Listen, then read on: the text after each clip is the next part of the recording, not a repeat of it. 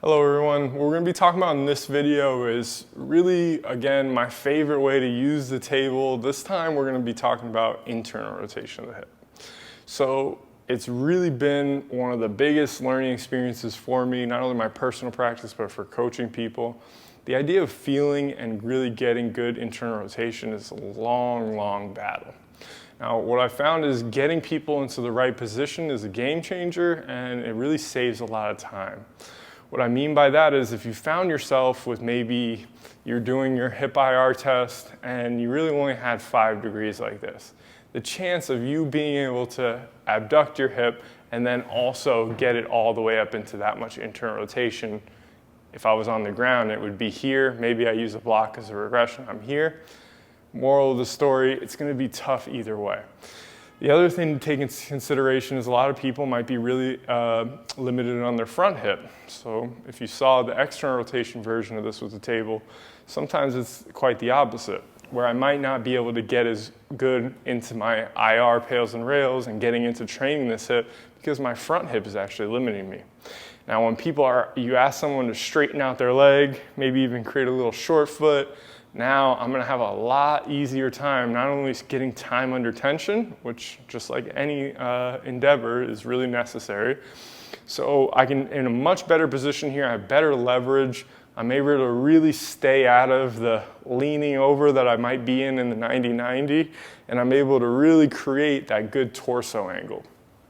What I want to be able to see is actually thinking about my pelvis being as level as possible. Probably won't be perfect, that's okay. And I want to be able to feel the correct sensations. So if I'm facing forward, I'm probably going to feel more of a groin stretch.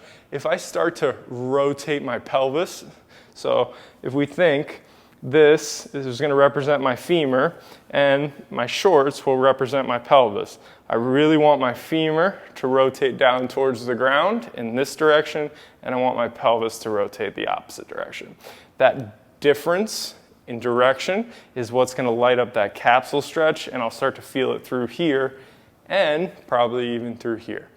The higher up this is, the harder it is. So if I was going to try to lift this up, that would be my end range, right?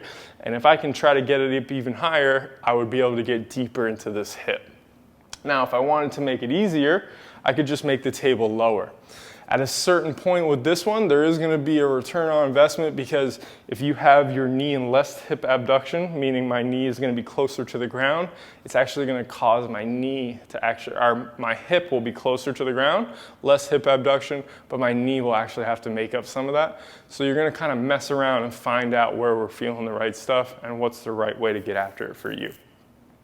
Now, when I do my PAILS contraction, what I want to think about is actually almost as if I'm dragging it towards the camera, but because I'm pushing so much first through my abs, then my hip, and thinking about driving the foot down and doing that pulling sensation, nothing should move. I should really be firing it up. This is my foot, this is my knee. I'm trying to scoop through the table and really drive down through there as I keep this pelvis locked in.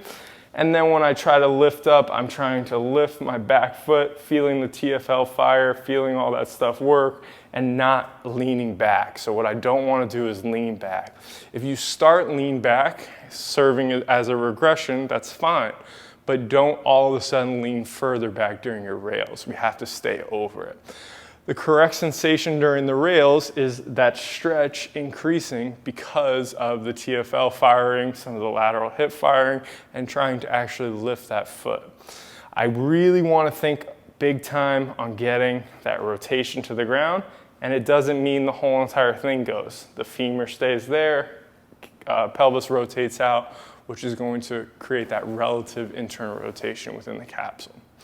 So that's how we're going to kind of use the IR for the table. Really, really great way to get after it. I want to use the word safe, but probably the most logical progression, using this, getting into this, and then working a little bit more into the 90-90.